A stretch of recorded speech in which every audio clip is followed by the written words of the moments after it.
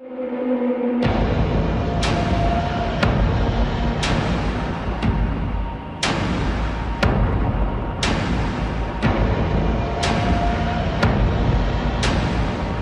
and gentlemen, welcome in, guys. Sergeant Moose here, back with another The Texas Chainsaw Massacre video. And in today's video, guys, we're going to talk about a beginner's guide on how to play Leatherface within the game. So, recently, guys, The Texas Chainsaw Massacre just went on sale on all platforms for 20 bucks, and that is permanent. So, I've been seeing a lot of new players coming into the game, and of course, Leatherface being the main character of The Texas Chainsaw Massacre, a lot of people want to come into the game and start playing Leatherface. Now, it is important to know that Leatherface is the hardest family member to learn and master within the game. And what I mean by that, guys, is all the other family members are basically just run around and swing and get your kills that way. Leatherface is a little bit different. He's a little bit of risk versus reward. And if you get lucky, you're going to do a lot of damage with him and you're going to get a lot of kills. So let's start by talking about how exactly do we play him. And the reason why we're on this screen right now, guys, is because I want to make one thing very, very clear.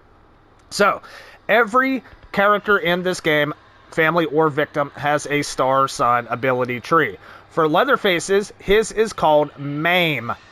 And what that means is use the chainsaw to cause horrific injuries and destroy any doors or obstacles that might stand in your way. So not only is Leatherface really good for killing victims, but he's also really good for utility and taking down some of those annoying obstacles that other family members simply just cannot. But when we come into the ability tree here, guys, right off the bat, I do want you guys to know, when you're playing Leatherface, you're going to want to try to grind him to level 2 on his ability tree as quickly as possible. And the reason why is because it's going to make your life a lot easier playing him, and it's going to instantly help you out so much with completing those kills on the victims. As we see with level 2, guys, the chainsaw can be used 20% more often before stalling. This is Leatherface's most important perk in this entire game, even more important than his initial skill tree, any of these perks, anything like that. This is the most important perk in the game. So grind your Leatherface to level 2, make sure you select this perk, and your life is going to get a lot easier. So without further ado, guys, we're going to jump into a private match. We're going to run around. I'm going to kind of show you the basics on how Leatherface is to be played and how you're going to have the most success with him. Alright, guys, so you spawn into the match, man. Now, here's a very important tip that you guys have to know as soon as you start into the match with Leatherface, and that's to start the chainsaw. So let's get the chainsaw started. Now, one of the main things I see with a lot of people, guys, a lot of newer Leatherfaces that I play with in family, like in solo queue, one of the biggest things I see them doing throughout the match is they'll be running around like this. They're looking around, you know, they're checking around, looking for victims and stuff like that, like you would do, you know, as you play any killer in any game. You're opening doors, you're checking things out, but you're missing one huge thing about Leatherface, guys, and that is his rev meter and the power of his chainsaw. So, you know, a newer player might run around, you know, they might see a victim back in his corner, like, oh my gosh, I got it, I'm going to swing at him, let's get him. You know, you're going to see that, and chances are you're probably not going to kill him by doing this. You're going to do some damage for sure. You're not going to kill him. But here's the thing, guys. If I see that victim sitting there, and I'm playing Leatherface, and I just did them light attacks, it didn't kill him. But if I was doing this, when I was running to the victim like this, and if we big slam on him here, and then we follow-up attack him, there's a very good chance if they don't have the perk no sell and they have lower toughness, we're probably going to kill them right then and there. So that is what I was talking about earlier in the video, guys, about Leatherface being the hardest family member to learn, but he is easily the most rewarding family member. So we're going to jump right into the rev, guys. When you're playing Leatherface, you know, you picked up the game, you can't wait to play him, dude. You want to do his overhead just like he does in the film. You want to slam victims, kill them. You're not going to have a lot of success just by running around like this and looking for victims like I'm doing here. You see a victim, you swing at him, you're not going to have much success. Where Leatherface really, really shines is whenever you have his chainsaw over his head. As you guys can see me running around here right now, this is what you want to be doing 90%, 99%, I should say, of the match. You want to be doing this the entire match, running like this. That way, if you come across a victim, you see a victim, you're chasing a victim, you can slam on them, you can get that follow-up and get that kill, ladies and gentlemen. So, with that said, about the rev, so how do we do this? How do we pull this off? And this goes back to the beginning of the video when I told you guys you want to make sure you have that level 2 ability on your star sign tree. This is what's going to basically make your life so much easier with Leatherface, and you're going to see a huge difference. So, where that ability comes into play is whenever I'm running around, I see, and if you guys are looking at my rev meter down below, we got it revved up. You see that red in the rev meter. We got it revved up. Now, say I come over here and I see a victim and I slam on him just like that. We hold L2 to get our rev back up. The victim will be laying on the ground. We can get that follow-up attack on that victim, just like that, guys. Now, if you don't have that number 2 ability, what's going to happen is whenever you come and whenever you slam like this, you're going to stall. Your chainsaw's going to stall after that hit. It's going to shut off, and you're no longer going to be able to attack that victim and hopefully kill them with a follow-up. That's why that perk is so important. Now, to talk about the rev, guys, there's an interesting mechanic in this game, guys. We have to feather this rev. As you can see this meter going up, going up. We're taking it higher and higher and higher. Now, the higher you have this meter, as you guys can see it, I have it almost at the very, very top. And we're feathering it to make sure it doesn't hit the top of that meter. You don't want to let it hit the top, because what happens if it does hit the top? Your chainsaw overheats. You lose that chase, the victim gets away, your chainsaw shut off, you gotta wait for it to cool down before you can start it again, and this can cost you a lot of time, and it can even cost you the match. So, you want to be paying attention to that rev meter down below, guys. Now, for the experienced players such as myself, and a few others I know as well, you don't have to keep much of an eye on it anymore if you're listening to your chainsaw. Once you start hearing that squealing in your chainsaw, you know that you have that rev meter high. And why do we want to keep that rev meter high at all times? Well, again, it's risk versus reward. If you can manage to keep that meter high at all times, guys, without hitting the top, and then you slam on a victim, like we're going to do right here. You slam on that victim. As you guys can see, that yellow after the slam and the bar, we had some juice in the tank. And that allows us to get the follow-up hit. So let's try that again. We're going to go into high overhead here. Really high overhead. And then what we're going to do is we're going to slam, and we're going to get rewarded with a bunch of juice. That way we can get that follow-up after the slam. It is also important to know, guys, after you slam the chainsaw. Now, I'm playing on PlayStation. I'm not sure about the button. I'm assuming it's left trigger on Xbox. For PC, it would be left click, I think? Right click, probably, to rev. You want to make sure after you slam the chainsaw, before you swing, you're holding L2 like it says on the screen. You want to hold that because you want to make sure you have yellow in the meter before you do the follow-up attack. So what happens if we don't have yellow in the meter when we go for a yellow or a follow-up attack? So we're going to come over here and we're going to slam. No yellow. I want that follow-up. I can't because we had nothing in the meter. So if you guys are not running a high rev, what's going to happen is you're running around, you get a rev up, you're chasing a victim, and you just barely have the rev up, just like I am here. As you can look at the meter, it's nowhere near the top. But we still have a rev, right? We can still overhead somebody, sure. So I'm going to go ahead and overhead a victim with this rev about right here. Let's go ahead and slam them, right? And now I want that follow-up. You can't do it. And even if you do have time, even if you don't stall immediately, you're not going to have enough time to get that juice back in your rev meter to get the victim on a follow-up before they get away. So it's going to be much more rewarding if you try to learn and get that rev as high as you can without making it hit. As you guys can see, I almost made it hit there, but we still didn't.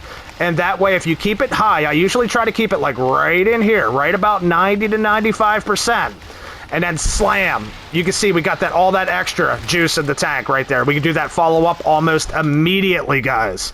So very, very important to know with the rev. That is by far the hardest part of playing Leatherface. If you master that rev with Leatherface, he's going to be your favorite family member to play in the game, I guarantee you, and you're going to get a ton of kills. Again, when you're playing Leatherface, the family is expecting you to be a killer. That is what Leatherface does. Your job is not to be going around, looking for blood, walking around like this, grabbing blood for Grandpa. You don't want to be doing this stuff. You got to leave this stuff for the cook, the sissy, the hitchhiker, whatever it may be. The only time you really want to be feeding Grandpa is if you've gotten a kill and your blood vial is full from it and you think you have time to feed him. But other than that, guys, what you should be doing with Leatherface is patrolling exits, because when you have this rev above his head, he becomes the fastest family member in the game. So you want to utilize that speed, and you want to use it to help you guard objectives. So for instance, when I come out of the basement, and again, once Grandpa gets woken up, guys, with Leatherface, you don't want to spend too much time in the basement looking for victims, because there's a good chance they could be upstairs trying to get out, and your family might need your help up here. What you need to be doing is coming upstairs, listening to your family if you're communicating. I use my family vision as we're using here. It's the up button, directional button on PlayStation. This gives me a sense of where things are at. Of course, I can see Grandpa on here. I know the fuse box is inside the house, so I can keep an eye on that. And what I'm going to do with Leatherface is patrol with him. And I'm going to help my family members where needed. So if you're communicating with a family member, they let you know, hey, I got somebody over here, I got somebody over here. As you can see, I'm stalling as I'm talking here. But if you're speaking with a family member and they say, I got somebody here, you're going to go with Leatherface and you're going to run over and try to help them with him. Because the victims, the last thing they want to have to deal with is a Leatherface and overhead, because he's going to do a ton of damage. So essentially, guys, that's what you want to be doing with him. You want to be patrolling. Like I said, for the entire game, you want to be running around in this overhead with Leatherface. Under no circumstances, or should I say very minimal circumstances, should you be running around with Leatherface like this around the map and light swinging people. It does not work unless you have like really new victims or victims that aren't that good. You might get lucky, you might find one in a bush that's really hurt, you light swing them and get a kill. But for the most part, if you're running around like this with Leatherface, you're genuinely throwing the match for your team. You need to be running around in the overhead. You need to instill the fear in the victims. It is terrifying when Leatherface is running at you like this, and this does a ton of damage. In some cases, will kill them on the first shot, considering you have the right perks. Now, I'm not going to get into too much into perks and stuff in this game, guys, because this is the basics for Leatherface. We're kind of teaching the rev here, but one key point I want to mention with Leatherface too, guys, is he has infinite stamina. As you guys can see, my stamina bar right down below is depleting. It is depleting. It has completely run out. And look at us. We have not changed speed. We have not slowed down. We are still running the same speed. This only works in his overhead though, guys. So, say we bring it down, right? We got some stamina back. All right, we're running. We're running out of overhead. As you guys can see, we're sprinting. Now we're going to let the stamina run out. Let it get all the way down. We're going to run. We're patrolling. Look how slow we are as compared to the overhead. Now the stamina runs out, and we're even slower. Check that out. Stamina refills. We're back to speed. If you get into overhead, it does not matter. One thing with Leatherface, you are never, ever, ever going to be paying attention to that stamina bar, because in this game and playing him, it does not matter whatsoever. So if we have some downtime, guys, the victims, they're not pushing any objectives, we'll come over. We'll help the family out. We'll cut some barricades down. Leatherface and Hands, the only two characters in this game that can do this right here. And what this is going to do is not only open a path for us if a victim comes through here, but it's also going to help our family members get through this path too, because they can't get over the barricades like the victims can. And then what we'll do on our way back, we'll want to keep an eye on the doors, make sure none of the doors have gotten unlocked as we're heading out. And then I'll come over, into the house. Like I said, we're just using gas station as an example, but any map kind of plays into this. We'll go ahead and we'll start cutting down doors. We'll get some doors cut within the house. That way it opens up lanes for us if the victims are running through. You can see here, if that door's not cut and I'm chasing a victim, they could door slam me here and they could get distance from me. But now that it's cut and they're running through there, they cannot stop me from reaching them, right? So I'll come down, we'll cut some doors, but you also want to make sure that you're not spending too much time doing that. So I'll come in, I'll cut maybe one door, and then I'll run back out. I'll check the gates. Okay, that top battery gate looks good. The bottom battery gate, we're checking that. It looks good. And the reason I can tell from so far away, guys, is because that little square that's on it right there, if it's been picked, that square will be gone. That whole locking mechanism will be gone off of the door. So if I'm running around, you know, I'll check that gate. Then I'll come back up. I'll check the top battery. I see that square still there on the door. Okay, cool. They're both good. I got a second. I can run back into the house. Hey, I want to close this crawl space. Let's close this. This eliminates an escape route for victims as well. We'll get that closed. And then boom, we'll run back out. If there's no family on the generator side, okay, well, maybe they're feeding Grandpa. I'll go check. All right, Cook, I got your gen side. That gate's good. We'll come up here. We'll check this gen side gate. Gate looks good. While your other family, maybe they're checking the battery now or checking the house. It's important in this game, guys, it goes for all family members, to have your roles, to play your role as the character is intended to. For instance, the cook, you know, he's meant to be listening for victims. He's meant to be feeding Grandpa, not meant to be chasing like Leatherface is here. You know, Hitchhiker's meant for trapping. You want to utilize what your character has come with, and it will make your life much easier, and it will help you get wins as the family members. But ladies and gentlemen, I wanted to make that video, guys, as the basics for Leatherface. Now, we can get into more advanced stuff with him, too, in terms of perks and stuff like that. But I want to get some more beginner stuff done for the rest of these family members, because I know we do have a lot of new players coming into the game. So I think next video, we might focus on Hitchhiker a little bit with trap placement on different maps and stuff, because it is crucial in some spots to have traps with him, and how exactly to play him, too. So I hope you guys enjoyed this video, man. If you're a beginner, we have a lot more information coming on how to play these games, because in the game, it doesn't really give you a tutorial on how, like, it doesn't give you a hands-on tutorial. It basically just tells you a bunch of stuff that you can do, and these tutorials were made back at the beginning of the game when it first came out, and some things have changed since. So we'll get you the tutorials you need here on the channel, guys, for playing family. I hope you guys enjoyed this video. If you did, feel free to drop a like and subscribe to the channel if you haven't already for more TCM content. My name's Sergeant Moose. Thanks so much for tuning in.